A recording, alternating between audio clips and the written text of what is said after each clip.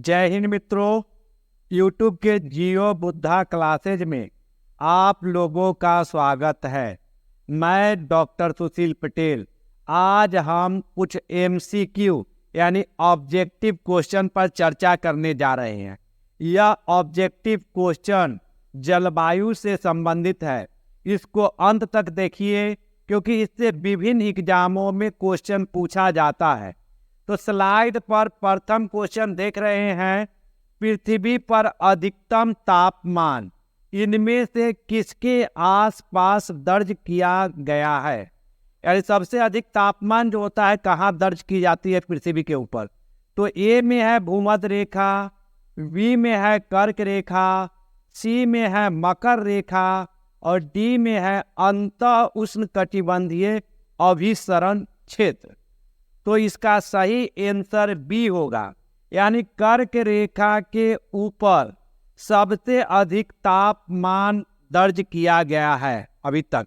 इसका मुख्य कारण यह होता है कि कर्क रेखा को जब देखिएगा तो उससे अधिकतर स्थलीय क्षेत्र के ऊपर से कर्क रेखा क्रॉस करती है और उसके ऊपर की वातावरण यानी वायुमंडल जो होती है साफ रहती है, जिसके कारण डायरेक्ट सूर्य की प्रकाश जो है कि पृथ्वी के ऊपर आती है। यही कारण है कि सबसे अधिक तापमान कर्क रेखा के पास ही दर्ज किया जाता है। जबकि देखिएगा कि पृथ्वी के ऊपर सबसे लंबवत तापमान जो होती है वह भूमध्य रेखा के ऊपर पड़ती है, जबकि भूमध्य रेखा के ऊपर की जो वायुमंडल देखते हैं उसमें बादल लगी रहती है और वहाँ घना वनस्पति का क्षेत्र होने के कारण धरातलीय सतह के ऊपर सूर्यातप नहीं पहुँच पाती है उतने अधिक, जिसके कारण देखें कि वहाँ सूर्यातप जो होता है कम ऑब्जर्व करता है। तो इसका सही आंसर बी होगा। नेक्स्ट क्वेश्चन चलिए। नेक्स्ट क्वेश्चन है कि निम्न में से कौन ताप व्युत्क्रम में योगदान नहीं करता है। यानी ताप व्युत्क्रम में योगदान न करने वाला कौन है। तो ए में है ठंडी राख, बी में है शांत वायु, सी में है हिम छादित सतह और डी में है मेघ छादित आकाश।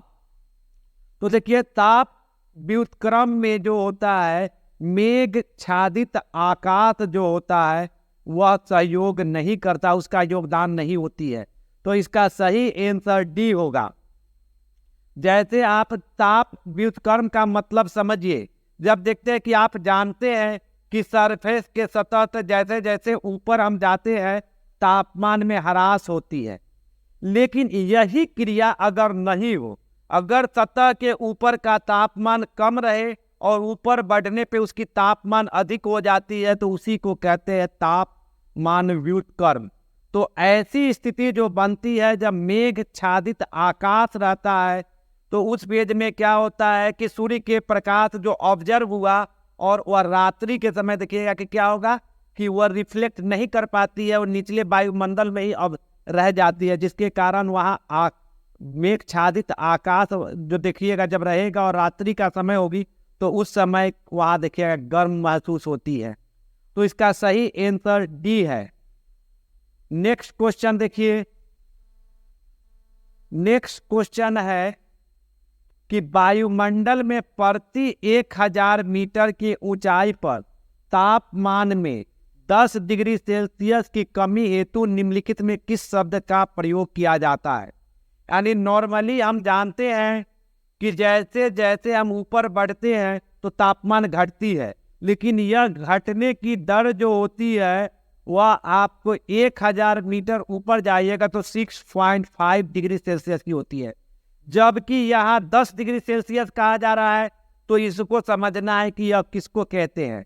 तो ए में जो है अभिवहनीय रुद्रोष्म ताप ह्रास दर, बी में है शुष्क रुद्रोष्म ताप ह्रास दर, सी में है आर्द्र रुद्रोष्म ताप ह्रास दर, डी में है सामान्य ताप ह्रास दर।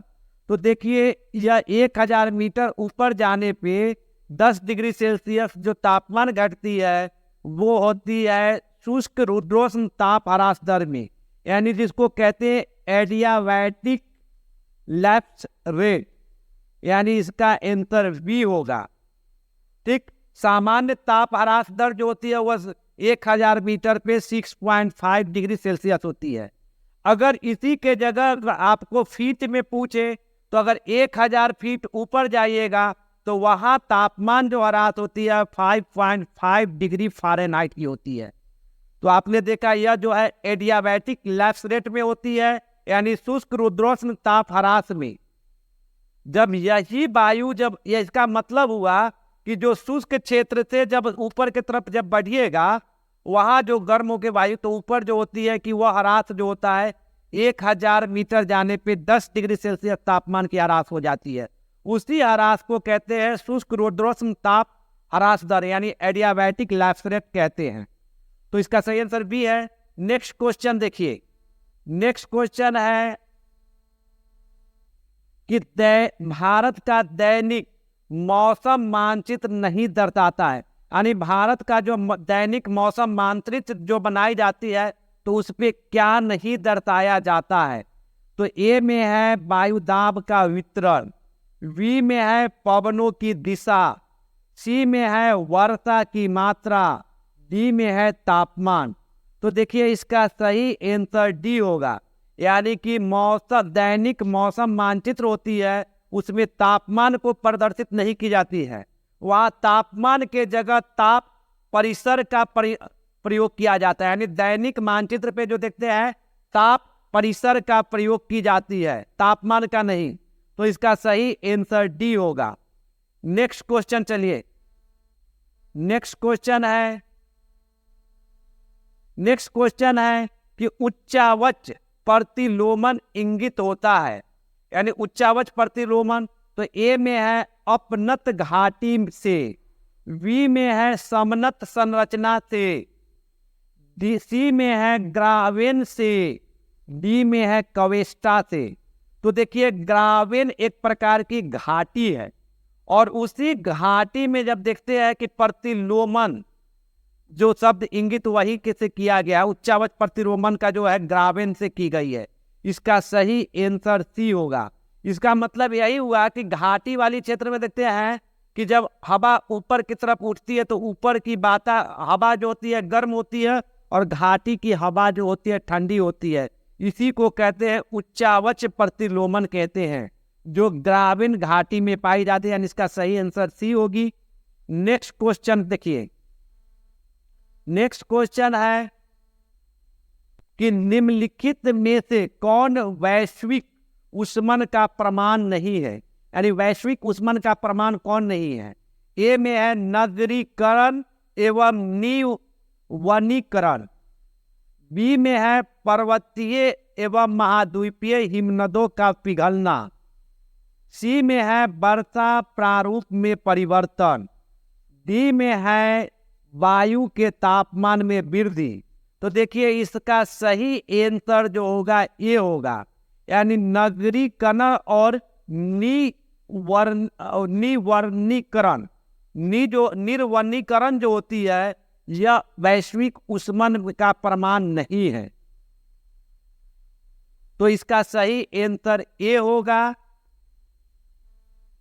जैसे देखिए क्योंकि वनीकरण जो होती है उसको समझिए सबसे पहले क्या है। उसके लिए जो वैश्विक तापमान ऊष्मन में जो होती है ताप वायु के तापमान में वृद्धि जो होती है और वैश्विक तापमान के प्रति उत्तरदायी होती है। बी दे देते हैं पर्वतीय एवं महाद्वीपीय हिम नदियां जो होती है वहां के हिमनद पिघलने लगती है, यह भी वैश्विक ऊष्मन का प्रस्तुत करती है। सी में है वर्षा के प्रारूप में परिवर्तन होती है, यह भी करती है। सी जो उसके आगे देखते हैं कि तटीय मानव बस्तियों का जलमग्न होना, यानी वैश्विक ऊष्मन के कारण जब हिम पिघल जाती है तो तटीय क्षेत्र जलमग्न हो जाती है, जिसके कारण वह कोस्टल क्षेत्र में जो मानव बस्तियां रहती है वह जलमग्न हो जाती है। यह भी वैश्विक ऊष्मन को प्रस्तुत करती है। अब देखिए कि प्रवाल विरंजन की समस्या, वैश्विक ऊष्मन के कारण क्या होता है, प्रवाल विरंजन की समस्या भी उत्पन्न होती है। तो यह सभी जो होती है वैश्विक ऊष्मन को प्रस्तुत करती है। जबकि नगरीकरण एवं निर्वनीकरण जो होती है वैश्विक ऊष्मन का प्रमाण नहीं है, तथा वैश्विक यह जो होता है वैश्विक तापमान के प्रभाव के अंतर्गत आता है। यानी नगरीकरण और निर्वनीकरण जो है यह वैश्विक तापमान के प्रभाव में आती है, वैश्विक ऊष्मन में नहीं आती है। तो यह आपने देखा, इसमें से कोई भी रहे तो अब तो आप तो छांट सकते हैं। अब नेक्स्ट देखिए, नेक्स्ट है कि सूर्य या चंद्रमा के चतुर्दिक प्रभा मंडल का निर्माण होता है, तो उसको क्या कहते हैं। ए में जो है कि आपको हिम कणों द्वारा प्रकाश के प्रत्यावर्तन से, वी में जो है आपको जल कणों द्वारा प्रकाश के प्रत्यावर्तन से, सी में है हिम कणों द्वारा प्रकाश के परिवर्तन से, डी में है जल कणों द्वारा प्रकाश के विवर्तन से। तो देखिए सूर्य या चंद्रमा के चतुर्दिक जो प्रभा मंडल का निर्माण होता है उसका मुख्य जो देखते हैं कि हिम कणों द्वारा प्रकाश के प्रत्यावर्तन से होता है। तो यानी इसका सही आंसर ए होगा। नेक्स्ट क्वेश्चन को देखिए, नेक्स्ट क्वेश्चन है कि सापेक्षिक आर्द्रता को निम्नलिखित में से किस ग्राफ पर प्रदर्शित किया जाता है। यानी सापेक्षिक आर्द्रता को ए में है बैरोग्राफ, बी में है हाइग्रोमीटर, सी में है हीडर ग्राफ, डी में है हिप्सोमेट्रिक ग्राफ। तो देखिए सापेक्षिक आर्द्रता को प्रदर्शित करने के लिए जिस ग्राफ का प्रयोग होती है उसको कहते हैं हाइग्रोमीटर, यानी हाइग्रोमीटर। तो यानी इसका सही आंसर बी होगा। यानी बैरोमीटर से हम वायुदाब को करते हैं, हीडर ग्राफ से जो देखते हैं कि वह जो है कि आपको जो तापमान और जो होता है कि रेनफॉल यानी वर्षा को, और हिप्सोमेट्रिक ग्राफ से होती है स्थल के ऊंचे और समुद्र का नीचे का जो एक ग्राफ बनाई जाती है उसको हिप्सोमेट्रिक ग्राफ के द्वारा प्रदर्शित की जाती है, यानी उच्चावच को। लेकिन हिग्रोमीटर द्वारा जो होती है वह सापेक्षिक आर्द्रता को प्रदर्शित करती है। तो इसका सही आंसर बी होगा। नेक्स्ट क्वेश्चन देखिए, नेक्स्ट क्वेश्चन है तापमान एवं वर्षा का संबंध निम्नलिखित में से किस आलेख पर दिखाया जाता है। यानी तापमान और वर्षा को प्रदर्शित करने के लिए जो आलेख बनाई जाती है उसको हम किस नाम से जानते हैं। ए में है क्लाइमोग्राफ, बी में है हीडर ग्राफ, सी में है इर्गोग्राफ और डी में है उपयुक्त सभी। तो देखिए तापमान एवं वर्षा को प्रदर्शित करने के लिए जिस ग्राफ का हम प्रयोग करते हैं उस ग्राफ को कहते हैं हीडर ग्राफ, यानी इसका सही आंसर बी होगा। नेक्स्ट क्वेश्चन की तरफ चलिए।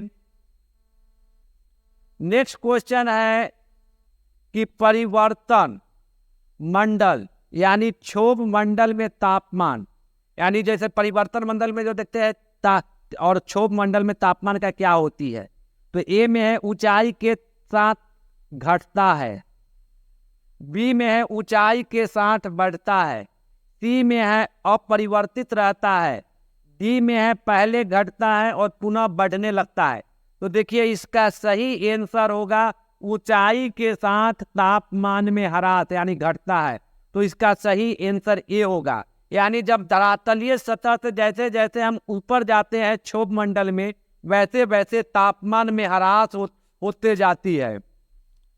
तो इसका सही आंसर ए होगा। नेक्स्ट क्वेश्चन देखिए,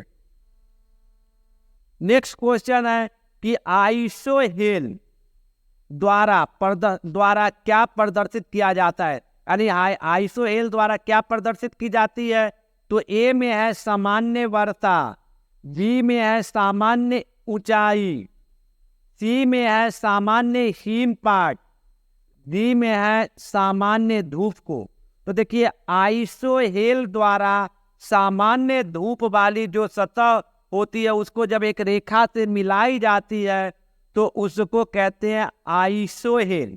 यानी जब देखते हैं कि पृथ्वी के सतह के ऊपर जहाँ सामान्य जो है सूर्यातप पड़ती है और उसको जब एक रेखा के द्वारा मिला दी जाती है तो उसी को कहते हैं आइसोहेल। तो इसका सही आंसर डी होगा। तो आपने देखा, और देखिए आगे कुछ बता रहे हैं उसको देखिए, यानी सामान्य वर्षा वाला जो होता है, यानी जहाँ सामान्य वर्षा होती है उसको जब किसी रेखा के द्वारा मिलाई जाती है तो उसको कहा जाता आइसोहाइट्स रेखा। यानी सामान्य वर्षा वाले स्थान को मिलाने वाली रेखा को आइसोहाइट रेखा कहते हैं। और जैसे देखते हैं कि सामान्य ऊंचाई वाली स्थान को अगर मिलाई जाती है तो उसको कहा जाता आइसोहाइट या कंटूर लाइन। आइसोहाइट से भी करते हैं और दूसरा कंटूर लाइन से भी, यानी सामान्य ऊंचाई वाले स्थान को मिलाकर खींची गई रेखा को। देखिए अब अगला है सामान्य हिमपात। यानी जहां देखते हैं कि सामान्य हिमपात होती है उसको मिलाने वाली रेखा को आइसोनिफ रेखा कहते हैं। यानी आइसोनिफ रेखा, यानी सामान्य हिमपात वाले स्थान को मिलाने वाली रेखा को आइसोनिफ रेखा कहते हैं। अगर मेरा वीडियो आप लोगों को अच्छा लगा हो तो इसको लाइक कीजिए, कमेंट कीजिए। अगर मेरे चैनल पे फर्स्ट टाइम है तो इसको सब्सक्राइब कीजिए और अपने मित्रों में इसको लिंक को शेयर कीजिए। थैंक यू मित्रों।